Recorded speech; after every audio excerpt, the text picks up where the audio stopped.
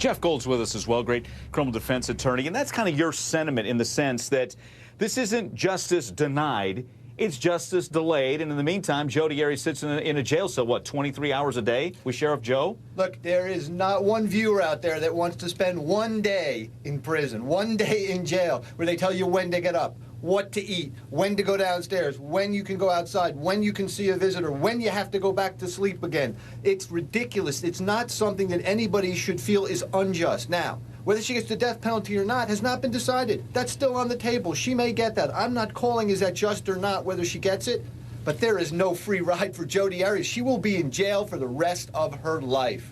Indeed. A couple of rows in front of me, and they were crying and trying to console each other. Finally, one of the men said, "We got to go. Let's get out of here." What'd you see? Look, between you and Beth, you've got a pretty good picture. I was sitting, rather than on the media side where I'd sit most of the trial, I was on the other side where Arias family sits and then the public sits. And I got a very good view of that jury, and especially that juror, the longer hair, dark hair, who was sobbing uncontrollably. And this is a hung jury. It is very unusual for any of that to happen.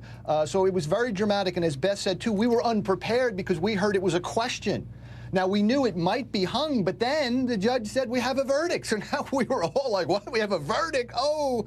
And then it went back to being hung again. So it was that kind of emotion, and I think that's where some of the emotion for the family came from. First, it was a question. Then they were speculating it was hung. Then it was a verdict, and then it wasn't a verdict. It's hard on the Alexander family, very hard. One of the things that a common sense observation I wish I'd have made at the time, might have been more prepared. You know, Kleenex were laid out right in front of the Alexander family. You'd figure if it was just a question, you wouldn't need that. But again, you know, there was so much to take in at that time. And again, thanks again, everybody, for sharing. Beth, Jeff, you know, just to give everybody, to take you guys inside that courtroom. We'll continue to do that here throughout the afternoon here on HLN, and take you for Wilmot and her closing. It was a part of her rebuttal closing as this trial wound down, at least this phase of it. Do you kill her? As she put her hands on Jodi Arias' shoulder and asked the question one more time. And many said that was a powerful moment as this trial wound down.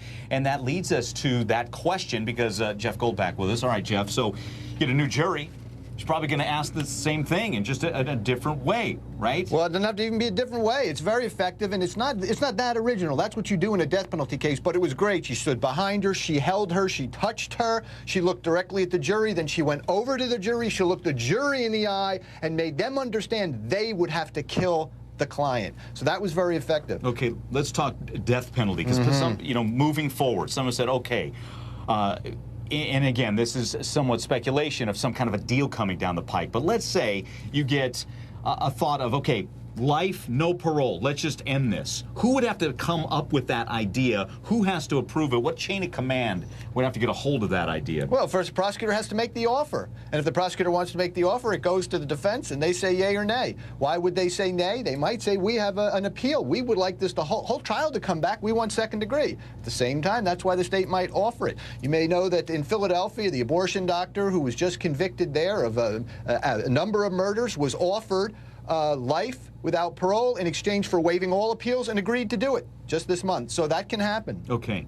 Would Travis Alexander's family have any kind of say? So would you go to them and say, you okay with this? In Arizona, they have a lot of say. In fact, Juan Martinez has no say. His boss has some say because it's a political decision by the county attorney, and the victim's family has a lot to say about it. How he was proud that they were able to hold it together because it was so powerful to hear from Stephen and Samantha, but how many days passed? Look, Mary's... You think she's got a point? Mary's got an astute observation. Many times in this case, I've thought there have been continuances that were strategic. You know, some people have gone so far as to say migraines on purpose, etc. I don't know, but it's an astute observation. I must say this. I'm speculating that split between premeditated and felony murder versus just a premeditated murder, which was 7-5 at the verdict, then became 8-4, and maybe it's the same general people, and almost nothing that happened in the mitigation mattered at all. Got it. So in essence, those 7 said they're throwing the kitchen sink at her. It's speculation, but those numbers are awful close. Right. Well, again, that's the split, and that's topic of discussion right there. 8-4. What about that number 4? High, low, as you look at this? I'll take more of your calls. It's open mic. And that's the jury foreman speaking on Good Morning America. Back with us, great criminal defense attorney Jeff Gold. You know, a lot there to take in. So, but the first thing is, and part of it is our own intrigue in the case. How could this woman do something so brutal to this man, Travis Alexander?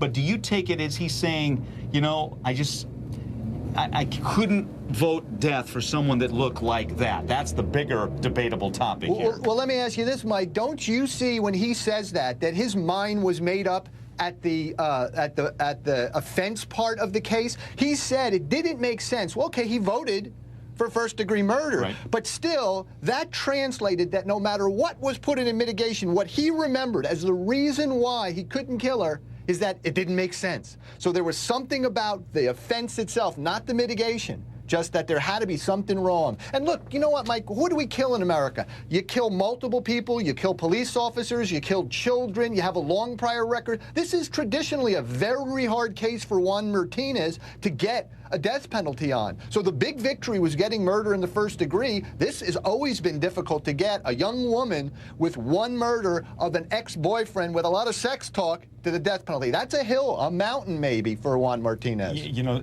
as we have covered this case, it was said at times, hey, if this defense team can just save her life, that's a victory. So are they riding a victory, at least at this point? It's not done, but at this point? Not done, but it's not death. That's number one. Number two, you're already talking, and so are other people. Will the county want to spend the money to do this all over again? It may be a political decision. Maybe they'll say, we don't want to, and then they will have it in the bucket. Although, maybe it'll be a deal. A deal might affect the appeal. So they're still winning because they haven't lost.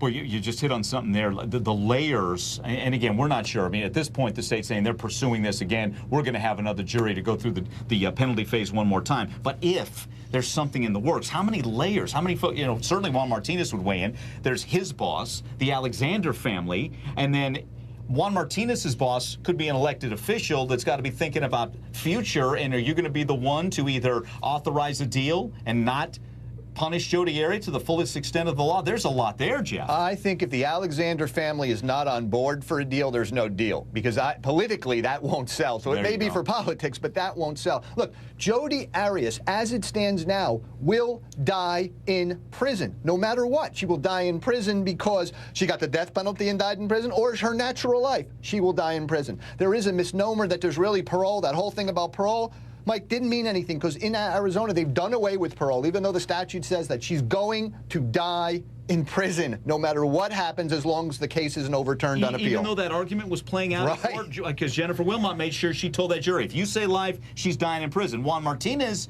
tried to hint to that jury, wait a minute, that the judge could still give parole after 25 years. Right. Are they both right? Or well, no, Juan Martinez to some experts yesterday who were here to talk about that very thing, and they said, listen, the only way you could do it was a commendation, that there is no more parole. So in essence, she will never walk out of that prison unless an appeal overturned the trial and reversed. Real quick, look at that shot of Juan Martinez. The look. What do you think's going on in his mind? Where do you think? I bet he's ready to go back to work Monday on this. It may be, but he always knew this was a tough one. This has never been easy. The only aggravating factor, Mike, they had was cruel. They have a number of factors. The only one they had is cruel. The judge even said it wasn't heinous and depraved. It was just cruel. So, you know, there was a lot for the defense to work with, even though this was a high publicity case. There was a lot of, you know, press to it. But nevertheless, in America, a young woman killing a boyfriend after sex tapes and whatever else, very unusual to get the death penalty. All right, we're going to continue. All right, again, such emotion in that courtroom. I was in there. Jeff Gold, you were in there with me as well, and so many others. All right, we know we're going to get emotion from Jodi Arias, Travis Alexander's family. Juan Martinez was glaring, a little smile from Jennifer Wilmot. But what about the judge?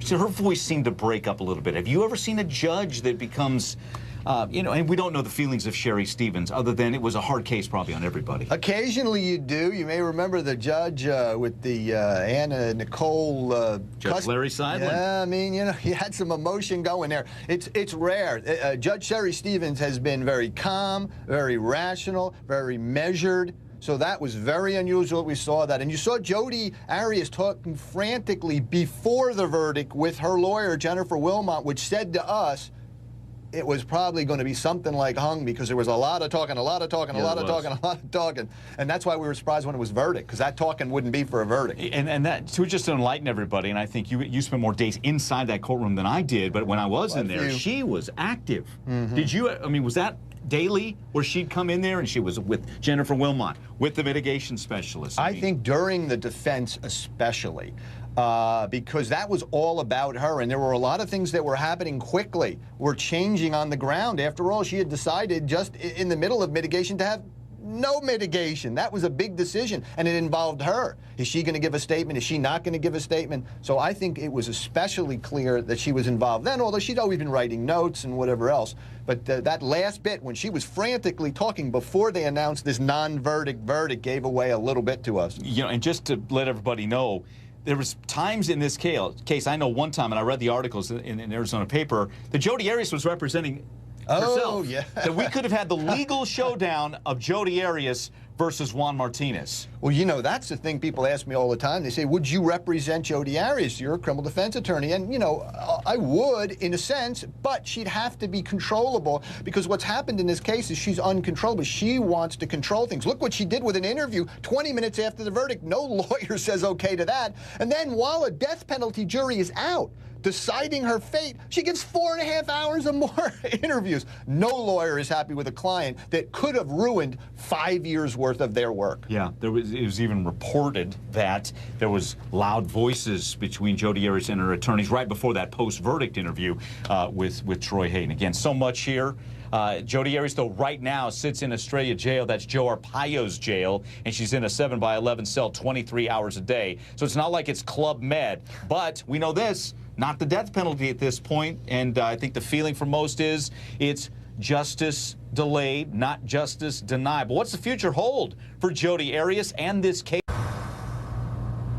Welcome back. You're watching HLN News Now. Mike Galanos, along with criminal defense attorney Jeff Gold. And again, you got to feel for Travis Alexander's family at this point. So close to a conclusion to this, waiting 5 years. We're almost on the 5-year anniversary of their brother Travis's death. They poured their heart out, waiting almost the 5 years, to the jury and for all the world to hear, trying to repaint the image of their brother. And Stephen Alexander said in the victim impact statements, he wanted to go home and did not want to see his brother's murder again, yet now faces the prospect of coming back to Phoenix, as this will continue because a jury of 8 men and 4 women could not decide life or death for Jodi Arias. We're taking your calls. 1-877-TEL-HLN is the number. V is with us in New York. Hey, V, what are your thoughts here? For someone on death row, 12 years before execution. In Arizona, right? That's right. But, you know, first, Mike, she's, you know, it may be that more people are disappointed because there was no verdict at all. That it was a non-verdict. They just wanted closure. And if the jury would have been unanimous and said life, okay, life. Death, okay, death. This fact that they couldn't decide, maybe they didn't do their job. They didn't argue enough. They didn't try to convince each other enough to get a unanimous verdict. A lot of people are disappointed, and maybe secretly the Alexanders, if it was just over, would be a little sigh of relief. Exactly. Secretly, maybe. And by getting that early note that we cannot come to a unanimous decision, does that tell you the heels were dug in very early? And I've been saying all day that I think they might have been dug in at the end of the criminal case itself, and that when they started this one, they knew what they were going to do. They'd been thinking about it for a long time, said they couldn't kill him, and it was 7-5 and then 8-4, very similar votes, and